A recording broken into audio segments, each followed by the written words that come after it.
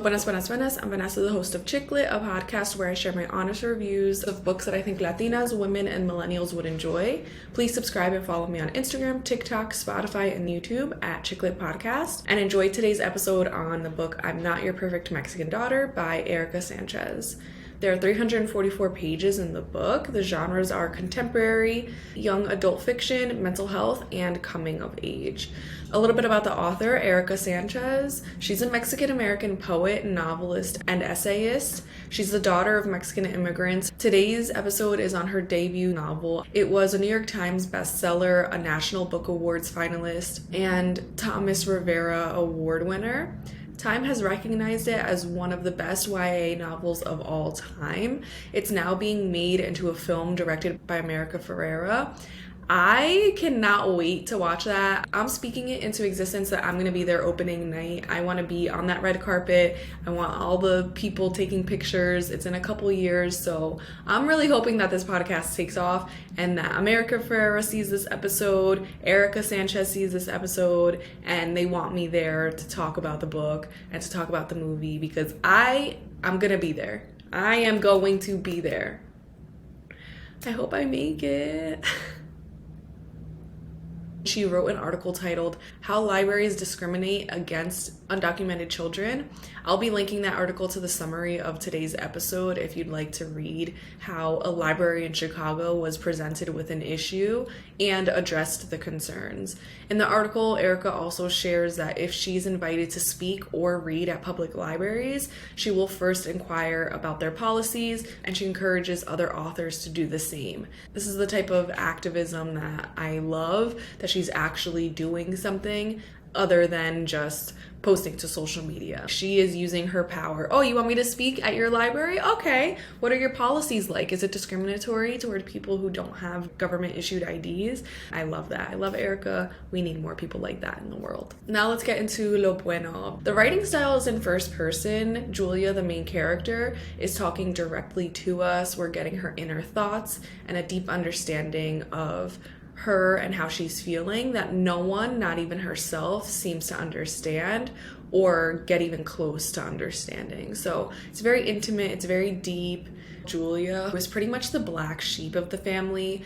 That's where the title of this book comes from. She's not the perfect Mexican daughter. She's not someone who loves to stay at home with the family, only leaves the house to go to church, and cooks and cleans all day, every day. Julia, did I say Julia? It's Julia.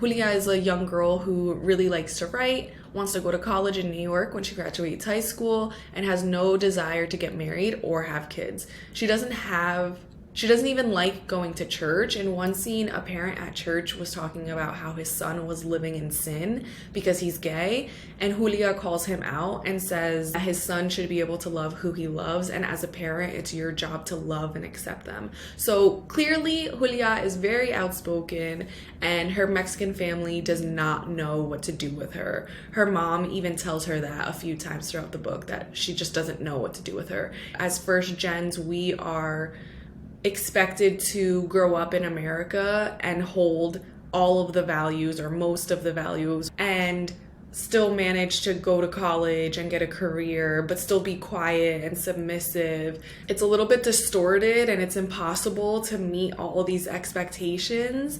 And so this entire book is watching Julia go through that, where her family doesn't know what to do with her, but she's doing what she wants anyways.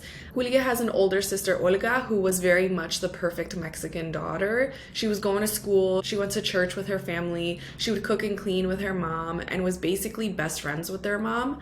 Olga and their mom even look a lot alike. They're both pale, thin, they have straight black hair.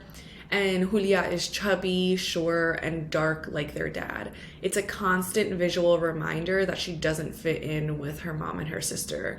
Julia's experience of her being dark, as opposed to her light-skinned mom and sister, is racism and how colorism plays a role in that dynamic, right? And she also stands up for herself as well. So Julia, she does not fit in, she does not feel like she belongs, and she struggles with that the entire book. Unfortunately, Julia's sister dies unexpectedly. I think the first scene in the book is everyone at her funeral.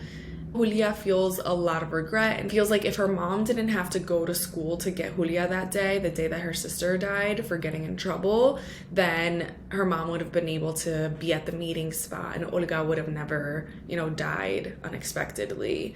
While at the funeral, Julia has this gut feeling that Olga was hiding something. She sees a man at the funeral crying very hard, even though no one there knew him. And that's very weird, right? Because Olga is this perfect daughter who only goes to school. She only goes to church. She's only at home with the family. So who is this man?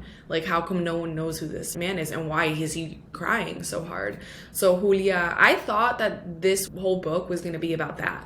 Was about Julia finding out what happened with her sister, who she was talking to, and who that man was. But about 50% through the book, when we still did not know anything else, I was like, this book has to be about Julia processing her sister's death and also her experience as a first-gen Mexican girl growing up in Chicago.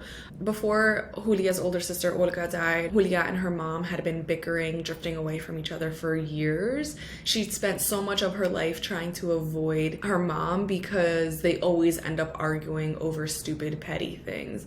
Julia feels like her mom blames her for Olga's death, and at one point I had a note in my Kindle to mention that kids are gonna storytell, that her mom should share with her what she's really feeling and what she's thinking, because kids are gonna internalize it and it can cause a lot of damage. But then at one point in the book, Julia's mom really does tell her that she blames her for Olga's death, and that just breaks my heart for Julia. Her mom also makes little comments now that Olga has passed, like she was the clean one, or she would be happy doing this. And I can't imagine what that's like, being compared to your sister, being blamed for her death. It's almost like her mom is trying to fit a square peg into a circle hole, or whatever that saying is. When it comes to privacy, I think we can all agree that in first-gen households, there is no such thing as privacy, as serving a punishment for God knows what. It's like the millionth thing that she has been punished for. It reminds me of my freshman year of high school when I was grounded the entire 10 months of the school year for 1 month sentences for 10 different offenses. My mom, like Julia's mom, didn't know what to do with me, so it was just like, oh, you're grounded, oh, you're grounded, oh, you're grounded, oh, you're grounded. And it's like, I literally, at the end of the 8th or 9th time that I got grounded, I literally told my mom, I'm like, grounding me is not working. I don't care. I can't, even when I wasn't grounded, I wasn't allowed to do anything anyways. So what is grounding gonna do for me? Nothing. I don't, no matter what, I'm still here in this home. So what does grounding do? Nothing. And I think she stopped doing it after that. And so my mom, like Julia's mom, didn't know what to do with us. And so now that Julia's grounded, all she can do is read, draw, and write in her journal. Her mom also took away her phone. She can't close her bedroom door because as soon as she does, her mom opens it. I feel her. I would close my door and my mom would barge in, acting as if she caught me doing something. And it's like, what? I'm sitting in my room, and it's just so interesting. I didn't think that this book was gonna resonate so much with me. I didn't think that it would relate so much to my experience, because Julia's mom is very similar to my mom in a lot of the things that she says and does. So then when Julia tells her, I need my privacy, her mom laughs at her and tells her she's become too Americanized. Her mom says, privacy? I never had any privacy when I was a girl. You kids here think you can do whatever you want. And I just definitely feel her pain. Our parents come here and raise us to get all of the good aspects and expect us to be 100% in the same culture as them when that's impossible. And then we get punished, or our parents talk shit to us because we've adopted the US culture. It's just extremely difficult to navigate. Another example is when Julia says that she's bored, her mom tells her to pick up a mop and clean. My mom still to this day, if I tell her I'm bored, she'll tell me to kill myself with a banana. And it's because it's impossible to kill yourself with a banana. So it would keep me entertained. And she's basically saying, entertain yourself.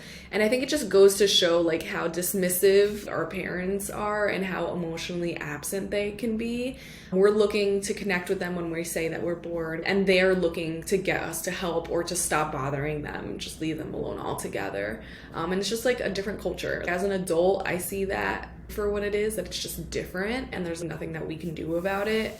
But we're watching Julia as a teenager go through it, and it's very sad. The whole time I feel really bad for her. So Julia starts to individualize. I think I'm saying that wrong, but that's how I've been saying it for years. So feel free to like fact check me on that. But she starts to individualize by pushing her boundaries, fighting back, and controlling the things that she can control, since her mom controls so much of her life. I'm going to do the chisme right here in the middle of Lo Bueno, just to provide some background info on that. I follow this therapist on Instagram. Her name is Yolanda Renteria. Recently, she shared a post on this exact topic, and I'm going to share her entire caption because it's literally straight gold. No notes. Feel free to go to her page and to the infographic for any other information she has shared. I recommend following her. So Yolanda says, individuation is the process of developing your unique identity, and according to Erik Erikson's developmental stages, happens between the ages of 13 and 21. As a therapist, Yolanda usually sees when a client hasn't individuated when they struggle having a healthy sense of self and can't see themselves clearly as separate individuals. This means that they can be okay if others are not okay, and they understand that others can be okay if they aren't okay. They know when one person begins and the other ends.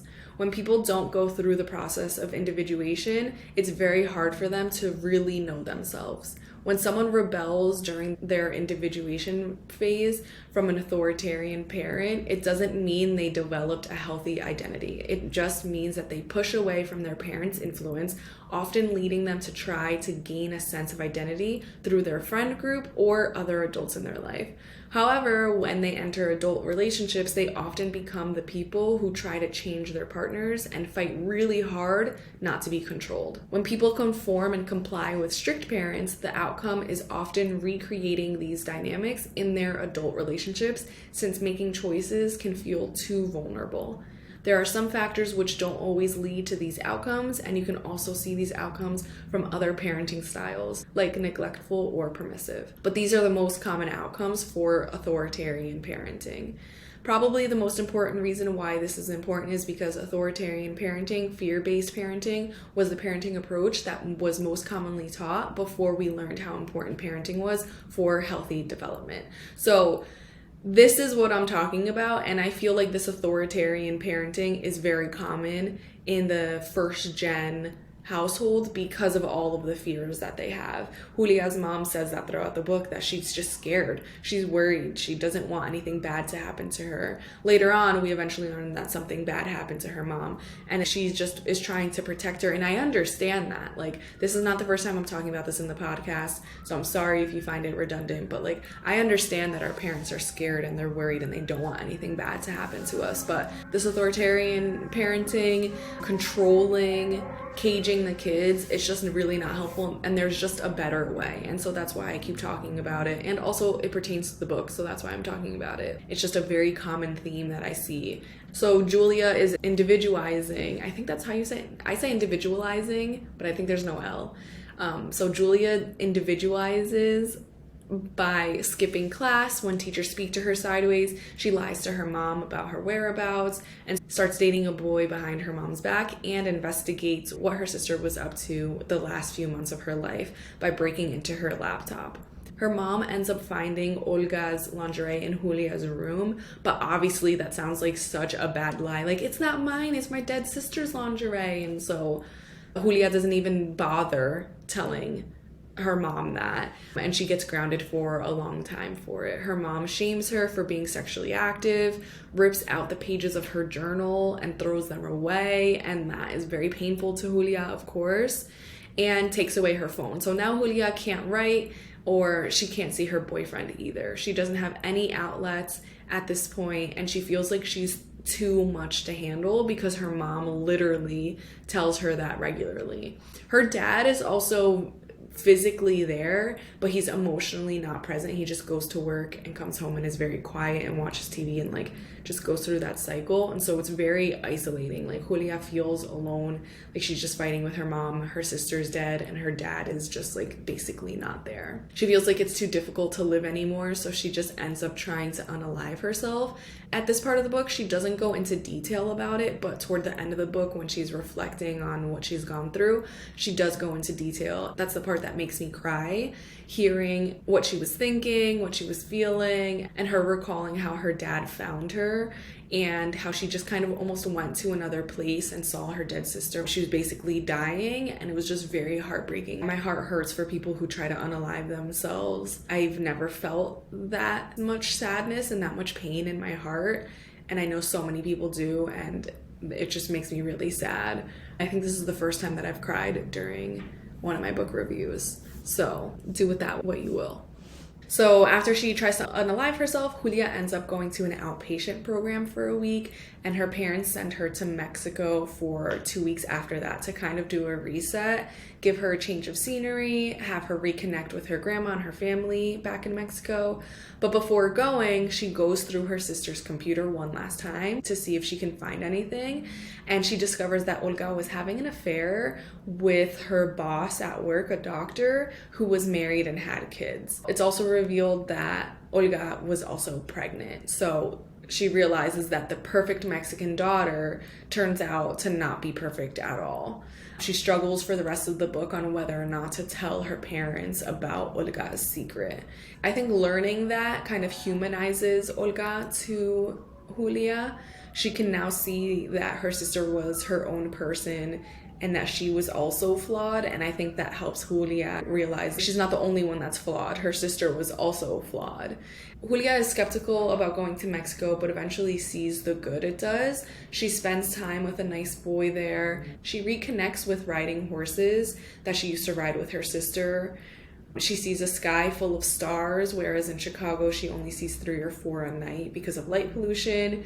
And she ends up reconnecting with her grandma. Her grandma or her aunt, I forget which one, shares some terrible things that Julia's mom experienced when she was crossing the border. It gives Julia some perspective on her life, her mom's life, and their relationship.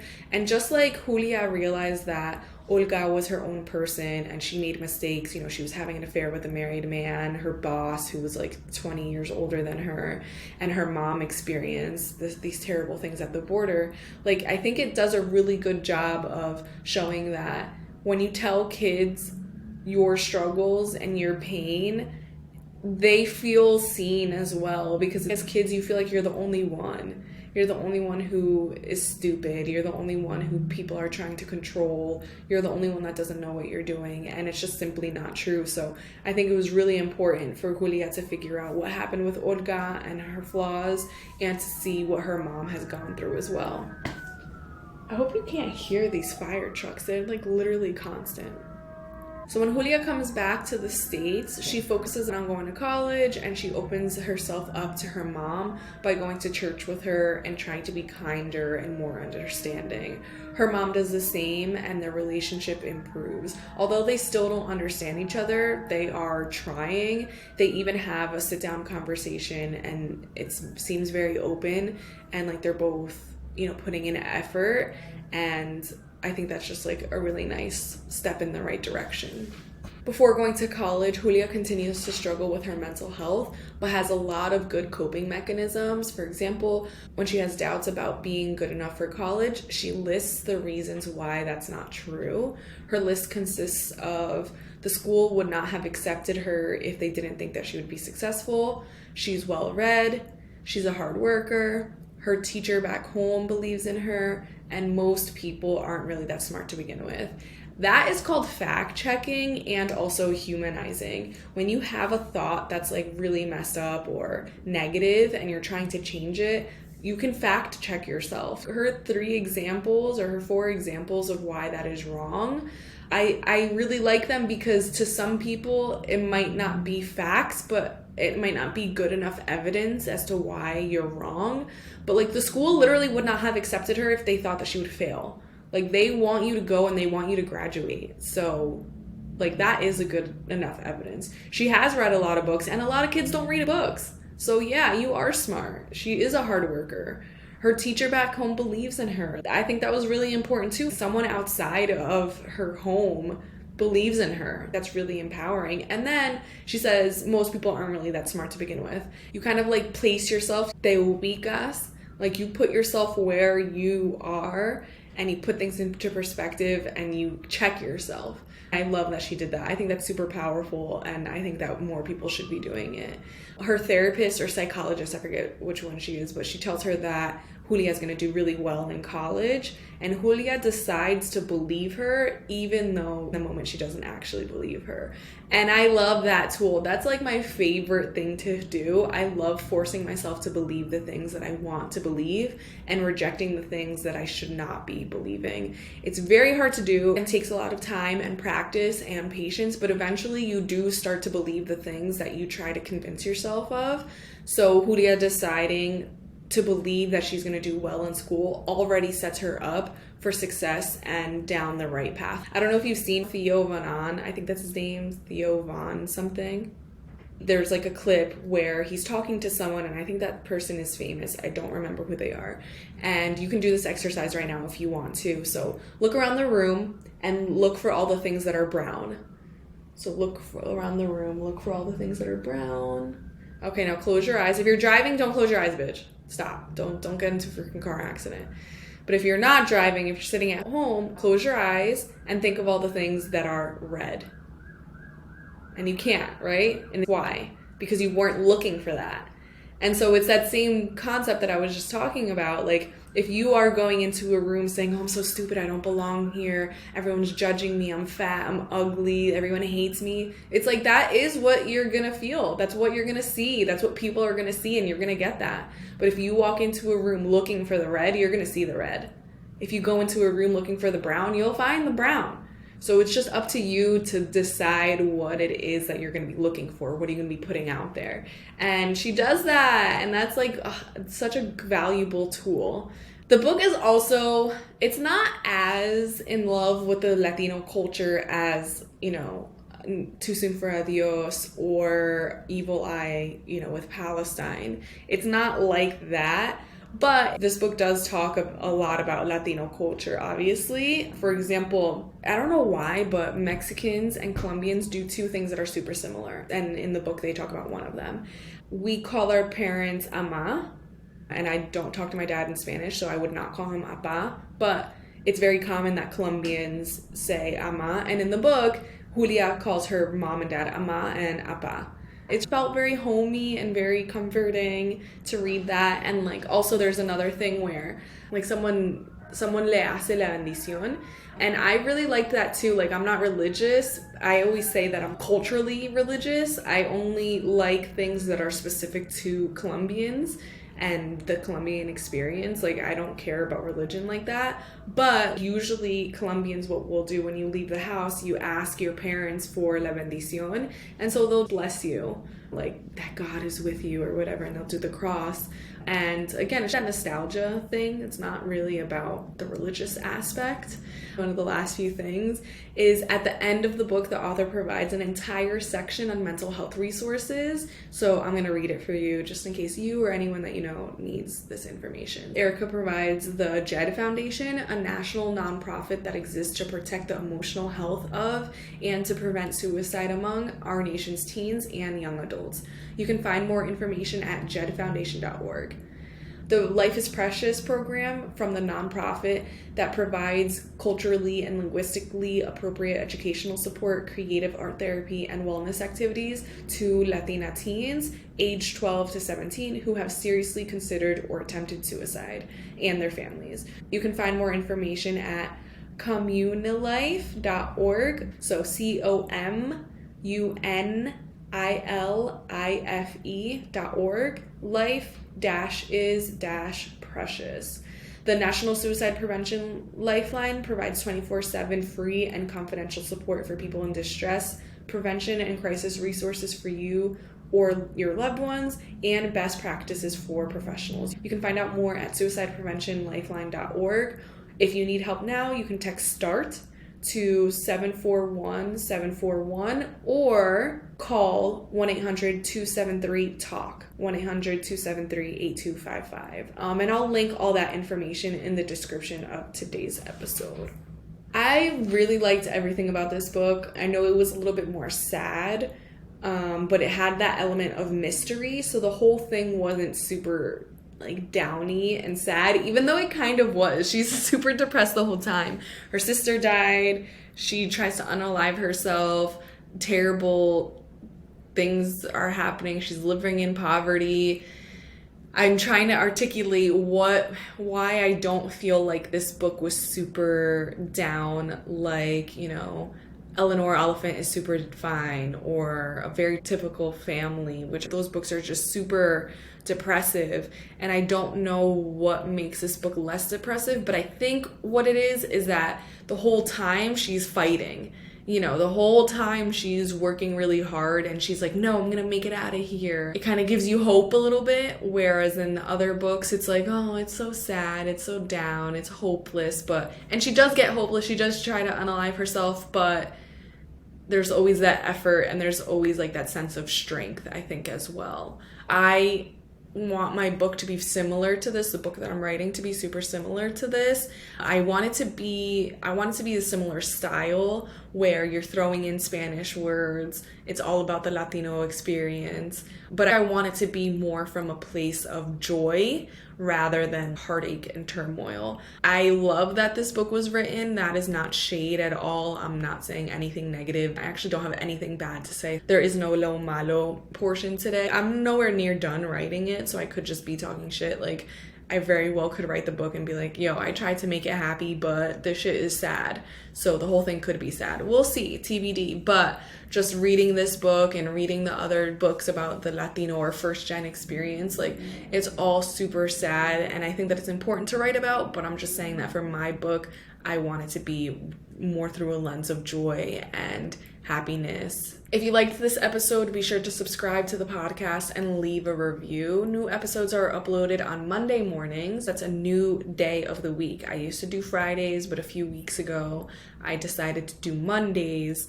You can also follow me on social media and YouTube at Chick Lit Podcast. And remember, if you have any book recommendations or want to be on the episode, let me know. Thank you for listening. Bye.